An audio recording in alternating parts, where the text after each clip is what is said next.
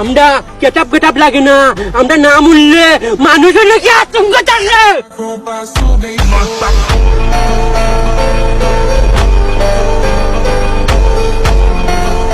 হ ভাই, ঠিক কথা কইছো। তোমার এই চ্যাপটা মুখ দেখে আমরা সবাই আতঙ্কিত।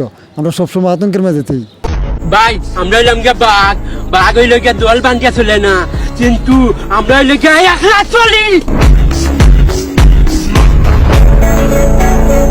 ঠিক কইছো ভাই, মানুষের মুখমণ্ডল এরকম থাকে না। তোমার মুখটা পুরো পশুর মুখের মতো নেই, ঠিক বাঘের মুখের মতো নেই। ঠিকই কইছে ভাই। আমরা হইলে গিয়া দেশার লোকে চলি না, দেশার লোকে চলি একটা হইলে গিয়া প্রাণ।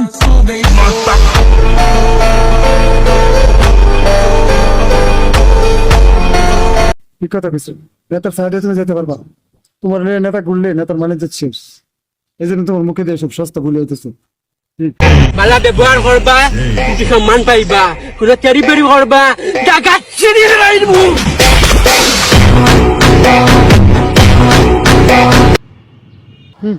জায়গা ছিঁড়ে লাগব। আমার তো মনে হয় না জীবনে দুইটা মুরগির পাকও তুমি ছিঁড়তে পারছো। তোমার বাপ দেখলে বোঝা যায়।